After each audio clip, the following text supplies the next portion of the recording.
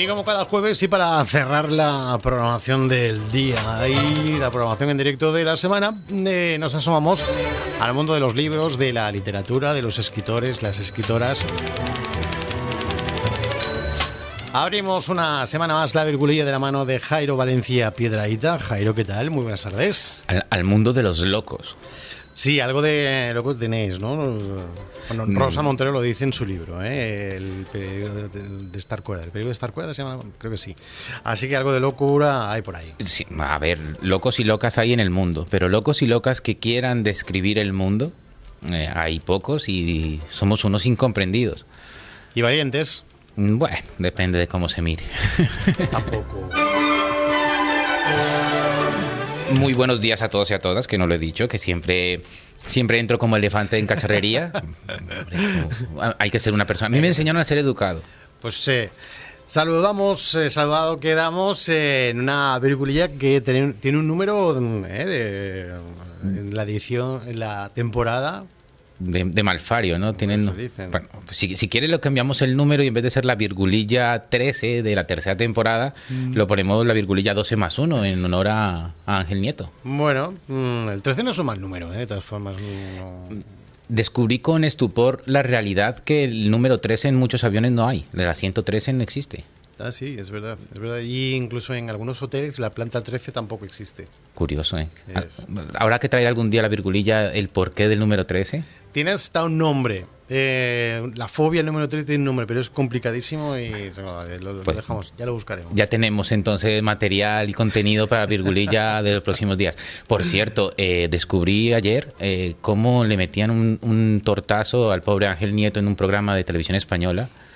No me acuerdo cómo se llamaba, era como claro, el juego de la oca, creo que era. Eso fue histórico, el enfado que se pilló el campeón del mundo. Normal, a un campeón campeón del mundo 13+1 veces y le dejaron la cara roja. Correcto. Invito a internet a todos a verlo, que la verdad que no me gusta tener gracia sobre ello porque en verdad pasó un mal momento ese hombre y la chica que sin querer también, porque se le fue víctima de los nervios, se le fue la mano. Pero de verdad que me reí un poco. Fue polémico aquello. Bueno, arrancamos la virgulilla número 61 del total, que es el número total, y lo hacemos como cada semana, supongo que con la primera página, que es a título de prólogo. Prólogo, siempre vamos a introducir una idea y como siempre vamos a hacer una especie de colchón de cama y qué mejor que un Pedro Guerra con una canción que a mí me encanta. A mí también.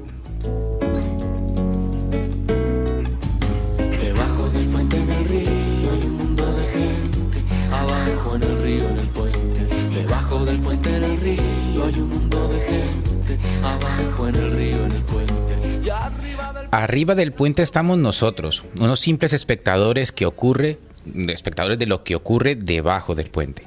Mientras tenemos una guerra a las puertas de nuestra casa, puertas, dentro de nuestras casas, vemos con estupor cómo el siglo XXI va encaminado a repetir los errores del siglo XX sin más variable que la del tiempo. El otro día, mientras veía la entrevista que Jordi Évole le hacía a la incombustible Macarena Olona, pensaba en lo extraño de los tiempos que corren, pues la exdiputada del grupo de extrema derecha reconocía las ideas de esta organización sin reconocer a la organización.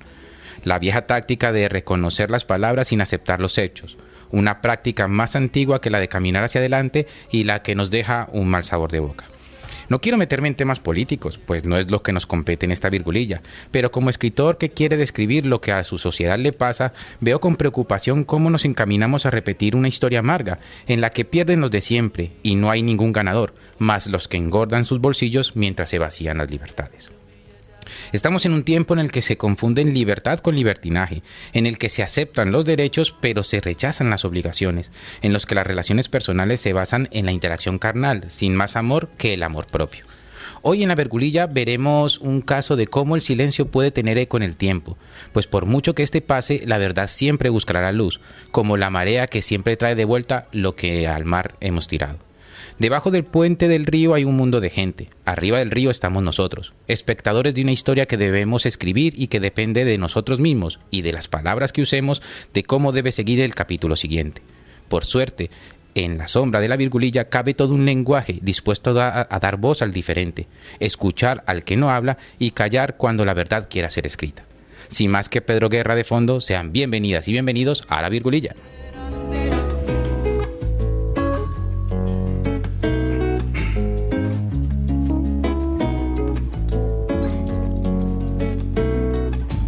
Debajo del puente en el río hay un mundo de gente. Abajo en el río, en el puente. Debajo del puente en el río hay un mundo de gente. Veo con estupor, como decía en el prólogo, que estamos encaminados a repetir la misma historia y siempre igual, y no hay una pizca de autocrítica ni de, oye, tenemos que cambiar determinadas cosas. Por cierto, recomiendo muchísimo esa entrevista, ya no solo por lo que dice, sino en la forma en la que la escenografía, los tiempos, la forma en que se dice, en que la hizo, porque Jordi Évole hizo como una especie de cara A y cara B. Sí. En la primera parte era la cara A y era un poco más contando su opinión personal, la de Macarena Olona, acerca de su aventura en este grupo político. Y la segunda parte fue un poco más personal, en la que se entraron a darse enganchos y a una especie de discusión más intelectual, y la verdad que independientemente que estés más o menos de acuerdo, demuestra una inteligencia ha sido un debate o fue una entrevista a una gran altura, así que recomendación plena. Recomiendo siempre a Évole. No hace falta ni recomendarlo, se recomienda solo. Yo no lo vi porque me estaba viendo algo también que lo recomiendo, ahora que tenemos todo esto online y televisión a la carta y demás. En el programa Imprescindibles de la 2 hicieron un programa, un reportaje, una biografía de Luis del Olmo. Wow. Muy relacionado también, porque Luis del Olmo es historia de la radio en España y hablaba también de la historia de la radio. Así que yo estoy viendo Luis del Olmo, así que veré a Macarena Olona online a la carta, y tú haces lo propio con Luis del Olmo, que te va a encantar. Pues aceptada la recomendación. También no vi el programa en directo, sino que es verdad que las ventajas que tiene ahora la televisión a la carta es fundamental. Sí. Yo creo que las emisiones en directo empiezan a perder un poco de sentido. Hombre, siempre habrá que emitirse en algún momento, ¿no? Tiene que ser como es el nacimiento, ¿no? En un determinado momento debe ocurrir el nacimiento, pero ya lo podemos vivir en diferido, y está guay. Eso cambia.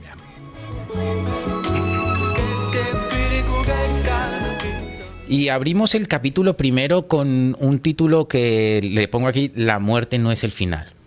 Y entonces, para abrirlo, te traigo un poema que voy a leer ahora mismo. Lo reconocerán todo el mundo, es súper conocido, y os cuento qué historia hay detrás, ¿vale? Entonces, el poema es: me gusta cuando callas porque estás como ausente y me oyes desde lejos y mi voz no te toca. Parece que los ojos se te hubiesen volado y parece que un beso te cerrara la boca. Como todas las cosas están llenas de mi alma, emerges de las cosas llenas del alma mía. Mariposa de ensueño, te pareces a mi alma y te pareces a la palabra melancolía. Me gustas cuando callas y estás como distante y estás como quejándote, mariposa en arrullo, y me oyes desde lejos y mi voz no te alcanza. Déjame que me calle con el silencio tuyo. Déjame que te hable también con tu silencio, claro como una lámpara, simple como un anillo. Eres como la noche, callada y constelada, tu silencio es de estrella, tan lejano y sencillo. Me gustas cuando callas porque estás como ausente, distante y dolorosa como si hubieras muerto. Y una palabra entonces, y una sonrisa basta, y estoy alegre de que no sea cierto. Fue muy dura la derrota, todo lo que se soñaba se pudrió.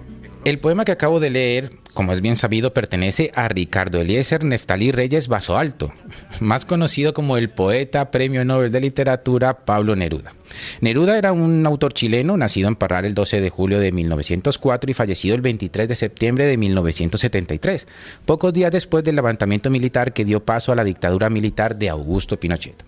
Este golpe de Estado, perpetrado el 11 de septiembre de 1973, fue una acción militar llevada a cabo por las distintas Fuerzas Armadas de Chile, con el objetivo de derrocar al gobierno de unidad popular presidido por el socialista Salvador Allende. Las tropas del ejército y aviones de la Fuerza Aérea atacaron el Palacio de la Moneda, sede del gobierno, dando fin hasta la que entonces se mantenía como una de las democracias más estables de América Latina.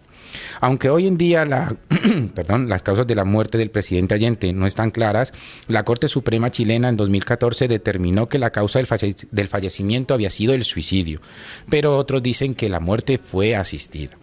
El escritor Camilo Taufik en 2011 realizó una investigación tras la cual afirmó que el suicidio de Allende fue asistido.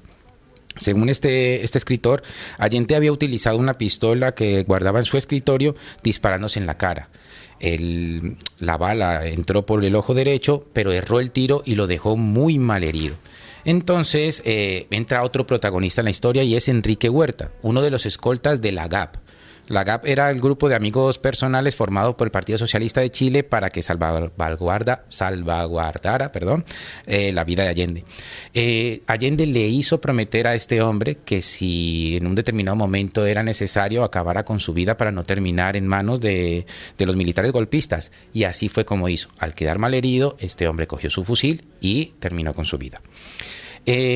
En este momento llega el general Javier Palacios, encargado de la toma del Palacio de la Moneda, y convenció a los médicos para decir que Salvador Allende se había suicidado con un fusil AK-47 que le había regalado el mandatario de Cuba en ese momento, Fidel Castro, como para hacer un poco más, un poco más macabra la historia del comunismo, ¿de acuerdo? Se cubrió de telarañas y ya nadie canta al vent, ya no hay locos, ya no hay parias, pero tiene que llover, aún sigues. La historia del levantamiento y posterior dictadura de Pinochet se extendió hasta 1990, cuando un plebiscito introducido en la reforma constitucional denegó un nuevo mandato a Pinochet. Este le entregó el mandato a Patricio Aylwin, iniciándose la transición de este país. ¿Y por qué cuento todo esto, no? Ya que hemos contextualizado la etapa y el momento histórico, vamos a el poeta que traje con antelación, a Pablo Neruda, porque la historia de su muerte trae miga. Pablo Neruda hizo su última intervención pública el 5 de diciembre de 1972, cuando el pueblo chileno realizó un homenaje al poeta en el Estadio Nacional. El poeta estaba enfermo de un cáncer de próstata, causa oficial de su muerte y razón por la que en febrero de 1973 renunció a su cargo como embajador en Francia. Después del golpe militar del 11 de septiembre, su salud se agravó y el 19 de septiembre fue trasladado de urgencia desde su casa en Isla Negra a Santiago, donde murió en la clínica Santa María a las 22:30 del 23 de septiembre. Después de esta situación, la casa de Neruda en Santiago fue saqueada después del golpe, encabezado por Pinochet, y los libros de Pablo Neruda, fueron incinerados. Es muy curioso porque en ocasiones el orgullo vale más que el miedo, porque en el funeral del poeta fue realizado en el cementerio general y al mismo acudieron miembros de la dictadura del Partido Comunista que estaban siendo perseguidos por el régimen. Aunque los asistentes estaban rodeados de soldados armados con ametralladoras, se escuchaban desafiantes gritos en homenaje a él y a Salvador Allende, junto a la entonación de la Internacional. Después del funeral, muchos de esos asistentes no pudieron huir y cayeron encarcelados. El 11 de diciembre de 1992, los restos de Neruda y su mujer Matilde Urrutia fueron exhumados y llevados para un velatorio ceremonial en el Salón de Honor del Ex Congreso Nacional. Al día siguiente se dio cumplimiento al deseo del poeta que sus restos fueran enterrados en su casa en Isla Negra.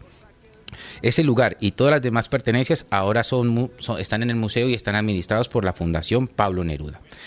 Esta historia no termina aquí porque una cosa es la oficial y ahora una muy diferente va a ser la verdad. Mentira lo que dice, mentira lo que da, mentira lo que hace, mentira lo que va. Porque no es si no fuera porque en el 2011, 38 años después de la muerte de Pablo Neruda, el exchofer Manuel Araya dijo que el poeta chileno fue envenenado durante su intervención en la clínica Santa María de Santiago y la causa del fallecimiento no había sido por el cáncer de próstata, sino por otra cosa más. Araya fue quien lo trasladó a la clínica junto a su esposa, justo a la esposa del poeta, desde la casa de Isla Negra a la localidad, desde la localidad costera hasta Santiago, que está en aproximadamente unos 100 kilómetros de distancia. El chofer hizo de testimonio y es el único que se encuentra en el expediente en el que dice que en la intervención fue envenenado, y esto hizo que el Partido Comunista en el 2011 presentara una querella. Rápidamente se abrió una investigación judicial que en este 2023 cumple 12 años de estar abierta. Según esta información y otras informaciones difundidas por el sobrino del poeta, Rodolfo Reyes, a Neruda se le fue inyectada un arma biológica para acelerar su muerte. Esta afirmación se basa en las cuestiones del panel tras los análisis realizados a la bacteria Clostridium botulinum, el nombre científico del botulismo, que fue hallada en el poeta en el 2017 en unas investigaciones que se hicieron a posterior. Estas pruebas, encargadas a un laboratorio en Dinamarca y otro en Canadá, determinaron que el origen de la sustancia en el cuerpo de Neruda había sido endógeno, es decir, que se suministró cuando él aún estaba con vida. La tesis que se plantea hoy es que esta sustancia corrió por el torrente sanguíneo hasta quedar alojada en la pulpa de la pieza dental que se escogió para examinar, pues esta pieza se consideraba estéril, no tenía ni caries ni ningún tipo de pieza de reposición ni nada. Este informe y las conclusiones fueron entregadas el 15 de febrero de este mes a la jueza Paola Plaza, quien investiga la muerte de Neruda. Esta mujer también tiene que investigar unos cruces históricos, porque no solamente envenenaron al poeta, sino que envenenaron a muchos opositores del régimen de Pinochet en esa época. La historia que se intenta olvidar no está condenada a repetirse, por mucho que queramos o ignoremos esa verdad. También queda latente, y no es baladí, que las letras pueden detener las balas, las palabras, las dictaduras, y que el tiempo trae la verdad, pues el río de la detonación pasa, pero la intención de las palabras perdura en el tiempo. Como dijo Neruda, también se puede hablar con el silencio.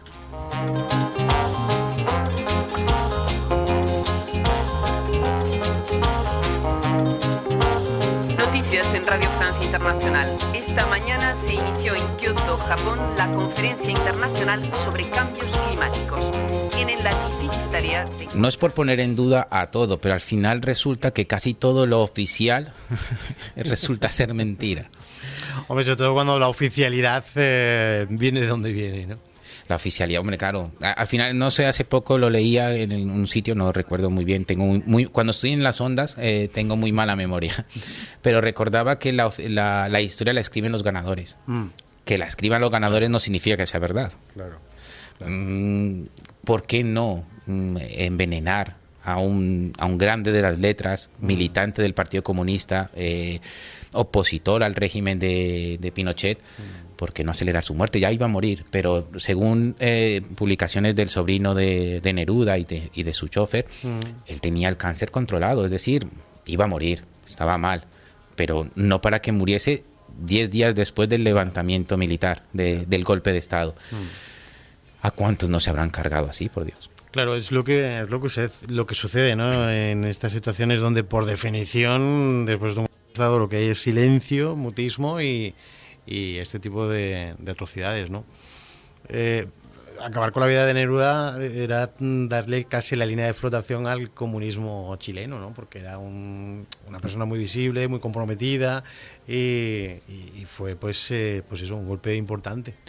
Me es curioso que con todas las armas, con todas sus insignias y con todas sus banderas, muchas veces le tienen más miedo a las palabras, y por eso traía la historia de Neruda, porque en verdad si un escritor iba a morir, es un simple escritor, ¿no? Claro. Pero como el escritor o el poeta o la poetisa va a hacerte pensar, va a hacerte a que analices las cosas, qué más peligroso que hacer pensar a un pueblo. Claro. Es curioso, y traigo para que no se olvide la historia, para que no repitamos errores del pasado y sobre todo leamos, que es una herramienta fundamental para ser libres. Correcto. Todo es mentira, yo me digo, todo es mentira, ¿por qué será? Pero no solo silenciando a los poetas, sino tú lo has contado ahí también, ¿no? Quemando libros, acabando con la literatura. Y eso se hacía ya en la Edad Media, lo hicieron religiones y se sigue haciendo hoy en día, ¿no? Cada vez que hay un conflicto armado, las bibliotecas y los libros y las obras de arte tienen que ser evacuadas, porque la historia nos ha dejado un montón de ejemplos de cómo para acabar con la cultura de un pueblo y su pasado y su historia, pues empiezan por ahí, ¿no? Precisamente. Empiezan por el pilar fundamental, porque a veces en los tiempos que corren veo que la lectura en sí está como muy puesta en entredicho porque no entretiene, pero se equivocan, la literatura entretiene, pero no solamente entretiene, sino que dentro de ese entretenimiento te hace pensar. No sé si una película te puede hacer pensar, las hay, pero no todas las películas por definición te hacen pensar. Claro. Sin embargo, la literatura, como tienes tú que crear con los elementos que te da el escritor o la escritora, esa escenografía te hace pensar y te hace indagar si desconoces algo para ir a esa información, cuando por ejemplo en las películas es más complicado porque como la imagen sigue a otra, el detalle que te acaban de dar pasa superfluo. Exactamente. No te detienes. Con la literatura te tienes que detener. Claro, y puedes cerrar el libro y tomarte un momento y analizar el párrafo y decir, esta idea a mí me resuena mucho, ¿no? Y eso con el cine pues no se puede hacer, que hay un cine comprometido, un cine social y un cine de denuncia que está ahí, pero sí que es verdad que esa labor de reflexión y de análisis, pues la literatura lo facilita mucho más, claro. En fin, ahí traigo una historia un poco triste, la de Pablo Neruda, pero también tiene sus oscuros, que también Pablo Neruda tiene sus oscuros históricos, pero eso no quita o no empaña sus luces.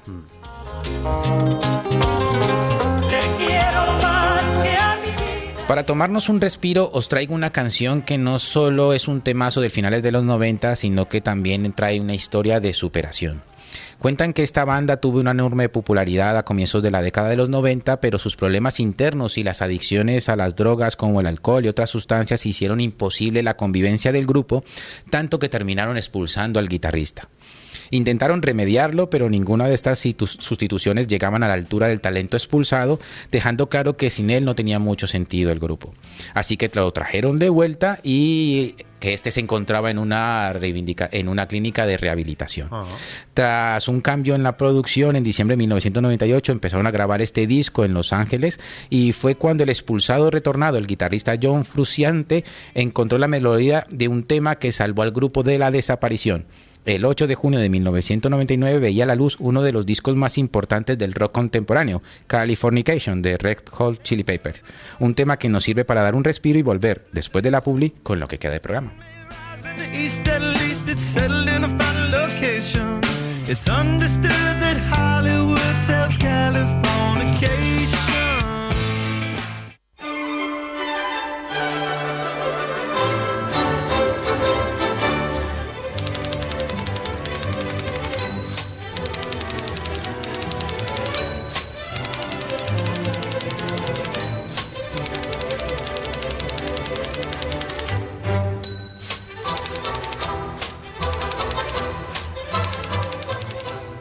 Pues ya estamos de vuelta después de este Californication de los Red Hot Chili Peppers y cambiamos radicalmente. Sí, antes de continuar, la canción esta me ha hecho recordar que gracias a Pablo Neruda obtuve un beso. Espérate un momentito. Paren la rotativa. Que gracias a Pablo Neruda he visto eso como es. Sí, porque no sabía cómo expresarle a una chica que me atraía. Y entonces, como no sabía qué escribir y no tenía esa forma de hacerlo, entonces acudí a 20 canciones de amor y 20 poemas de amor y una canción desesperada, y la respuesta de esta chica fue darme un beso.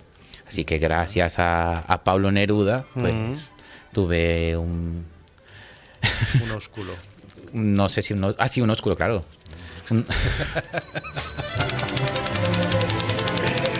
Pues sí, por eso, sino que no sé por qué me he ido al oscuro y no sé, pero no sé, cosas de mi mente perturbada. Hablamos de Andalucía. Por supuesto. Hablemos de Andalucía.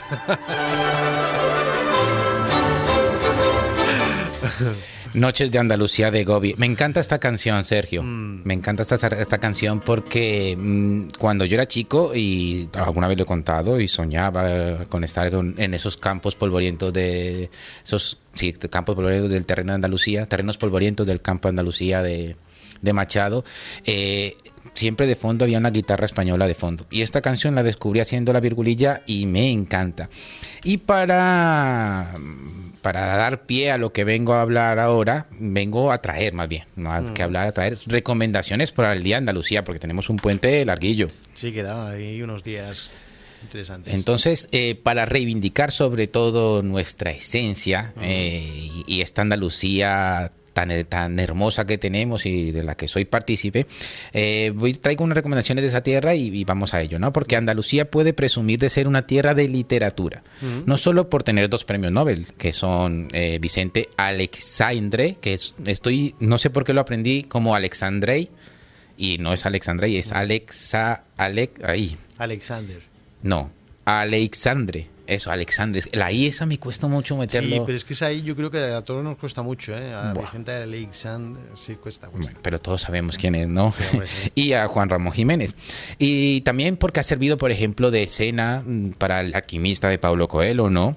Inspiró una película como Celda 211, que en verdad eso ocurrió en la cárcel de Sevilla, no en la cárcel de Zamora. E incluso el pueblo cordobés Fuente Ovejuna prestó nombre y escenario para una de las obras más memorables de Lope de Vega. Así que para este puente festivo, con motivo del Día de nuestra región, os traigo autores y autoras para sumergirnos en su literatura, tanto Qué bien. antiguos como contemporáneos. Lápiz y papel entonces para tomar nota. Perfecto. Venga. Empezamos por los clásicos. Traigo solamente 3 y 3 para no hacerlo extenso, pero Y porque el puente no da para más. tampoco. claro, y sobre todo traigo poesía. Traigo poesía. Traigo la poesía de Juan Ramón Jiménez, el poeta de Moguer. De este poeta de Moguer se puede aprovechar todo como buen premio de Nobel de Literatura que es.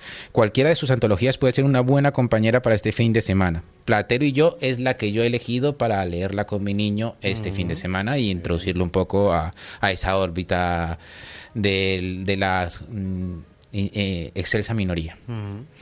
Luego también traigo a Gustavo Adolfo Bécquer, que si queremos seguir con la poesía y más la romántica, la etapa del romanticismo en España no se entiende sin los textos de Bécquer.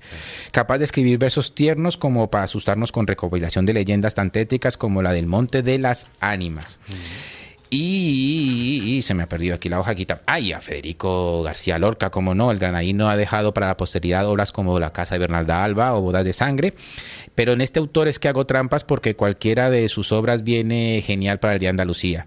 Muchos de estos escritos han sido recopilados por la editorial Calle, que tiene un impresionante poemario ilustrado que es una delicia y es fantástico para compartir con los más pequeños.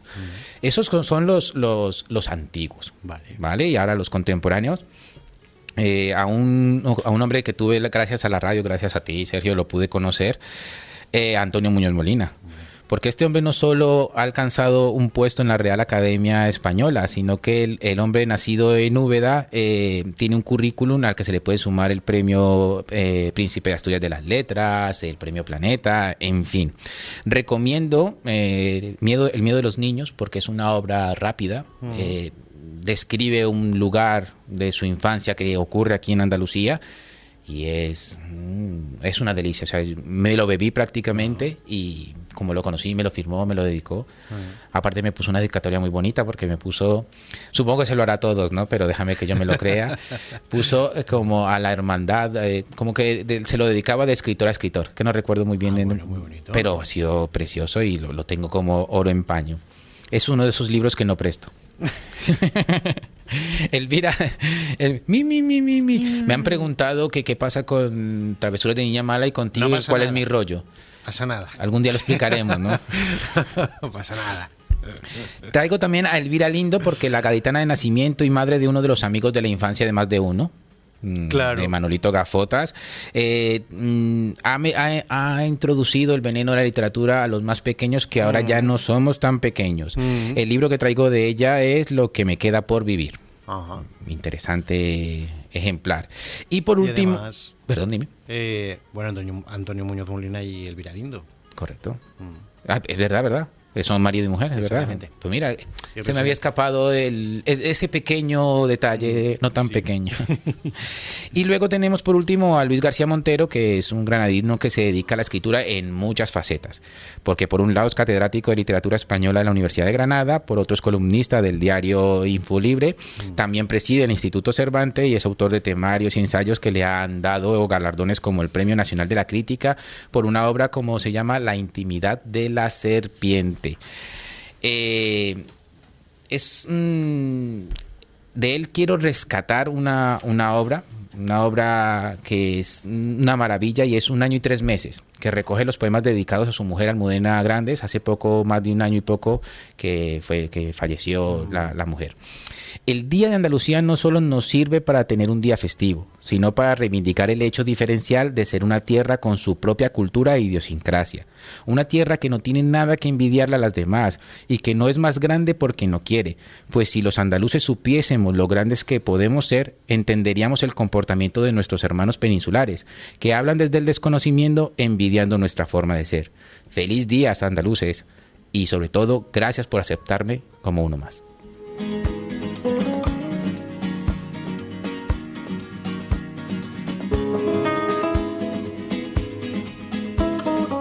Me gustan las recomendaciones que has hecho. Algunas ya las he leído, pero la poesía lo que tiene es que la puedes releer y redescubrir cosas nuevas. Por supuesto. Y ya no solo que son recomendaciones, sino que es sobre todo para resaltar el buen nombre de Andalucía.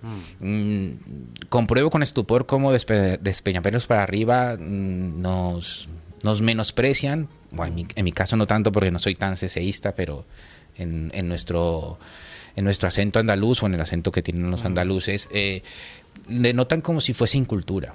O como si estuviésemos por debajo. No, al contrario, tenemos una alta representación y los grandes avances que hemos tenido, pero no solamente en la literatura. Ayer veía que una eminencia en la cura contra un cáncer específico está en la mundial, está en el Hospital Virgen Macarena. Es decir, los andaluces no somos más, o la región no es más, porque yo creo que es que no quiere. Porque los demás pueden tener muchas cosas, pero el arte y ese ¿cómo es que se llama? El duende que se tiene aquí no lo hay en ningún lugar del mundo. Así que saquemos pecho, no nos volvamos nacionalistas, hipernacionalistas, pero saquemos nuestra bandera y tengamos orgullo. Yo la tengo como mía, así que... Yo también. ¿Sí? Y ninguno de los dos nacimos aquí. Esto es verdad. Qué ironía. Pero nos sentimos plenamente andaluces. ¿Cómo no me voy a sentir andaluz si aquí me han permitido ser realmente libre? Nunca me han diferenciado por tener un acento diferente o haber nacido en un lugar distinto y me han aceptado como uno más. Mis grandes amores han sido andaluzas, y esta tierra ha sido, he conocido a mi mujer, uno de mis grandes amores, aunque no es andaluza, pero es andaluza adoptiva. Y me ha regalado mi pequeño andaluz. Ese sí que es de aquí. De pura cepa. Él es de los que come arroz amarillo. Arroz amarillo. Pues siempre es un buen motivo para recomendar a autores y autoras de Andalucía. Muy bien. Y sobre todo que no quiero ese menosprecio a no hay que menospreciar ni engrandecer a otras porque sí, es decir, Cataluña tiene lo suyo, claro. País Vasco tiene lo suyo, Madrid tiene libertad, que es otra cosa que no podemos tener los demás, ¿no? Y no te encuentras con tu expareja. Eso también, y el tráfico tiene gusta. Sí, gusta. Un atasco en la M30 es algo que yo siempre deseaba en el mundo. Pero bromas aparte, a veces veo y es como, ay, andaluz, cuéntame un chiste, ay, no, allí están todos días de fiestas. Perdón, no has vivido entonces aquí o no conoces esta tierra. ¿Qué va? ¿Qué va a hacer? Así dan los prejuicios. Completamente, y además perpetuados ya parece que cada vez menos, parece que ya un poco más de sensibilidad, pero bueno, todos sabíamos cómo ese personaje de la Juani, ¿no? El médico de familia, que era la asistenta de casa, que la actriz no es andaluza, es valenciana, pero le pusieron el rol de andaluza.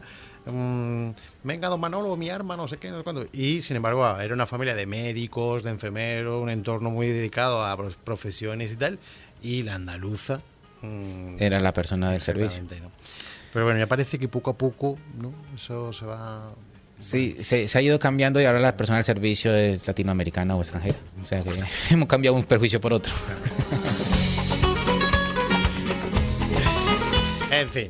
Llega el momento de la despedida, del triste final a una virgulilla más, la 61, en la que hemos recordado las cosas que no debemos olvidar. Que si no queremos lodos en el mañana, debemos quitar el polvo de hoy, pues este se acumula y luego cuesta limpiarlo.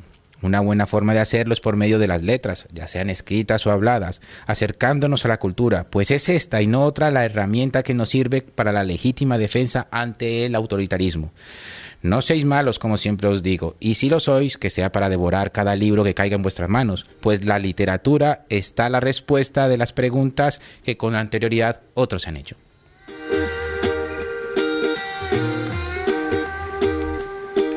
Yo he peleado con cocodrilos, me he balanceado sobre un hilo, cargando más de 500 kilos. Le he dado la vuelta al mundo en menos de un segundo. He cruzado 100 laberintos y nunca me confundo. Respiro dentro y fuera del agua como las focas. Soy a prueba de fuego, agarro balas con la boca. Mi creatividad vuela como los aviones, puedo construir un... Aquí nos pasamos la papeleta el uno al otro, nos miramos así como, venga. No, tú, habla tú, habla tú. No, tú, no. Cuelga tú. ¿Quién va a colgar esta llamada de la virgulilla hoy? Cuelga tú. Pato de perro, puedo caminar descalzo sobre Jairo Valencia Piedrahita, pues ahora tenemos unos días ahí un poquito más de relax y de descanso, ¿no? ¿O no? Sí, descanso. Tengo parte profesional, un encuentro de emprendedores que tengo mucha ilusión de ir. También tengo un cumpleaños que coincide con el Día de Andalucía. También tengo descanso. Tengo Platero y yo que se la quiero compartirla con mi hijo. No sé si la va a entender o no, creo que sí. Sí, hombre, sí. A veces lo subestimo mucho. Sí, hombre, sí. Además es una obra que como muchas o la mayoría tiene varios niveles de lectura. Él se quedará en Platero y cuando la lee dentro de unos años se dará cuenta del contexto social que se refleja en Platero. Yo espero sembrar la semilla de la literatura para que sea libre, aunque espero que nunca esté prisionero, nunca sea prisionero. Pero si tiene la mala suerte de serlo, cualquiera podemos con los tiempos de correr caer prisioneros. Mientras tengamos un libro entre las manos, seremos completamente libres. Por ti voy a la iglesia y escucho toda la misa sin dormirme. Sigo siendo... Pues sí, por lo menos ahí, en nuestra cabeza. No se le pueden poner barreras al campo, ¿no? Pues no se le pueden poner barreras a la cabeza. Exactamente. Marciales Jairo, nos encontramos el próximo jueves. Si todo sale bien, estaremos ya en el mes de marzo. Así que, lo dicho, en una semanita más o menos nos volvemos a encontrar. Perfecto, deseando empezar, traer la primavera, traer nuevas letras, ¿por qué no a otros autores? Y seguir disfrutando de este sueño que para mí es algo que por mucho que quiera dedicarme a las letras, nunca encontraré las palabras suficientes para describir lo que estoy viviendo. Qué bonito. Y ahora uno que dice, pues que hasta la semana que viene. Hasta la semana que viene. Quiero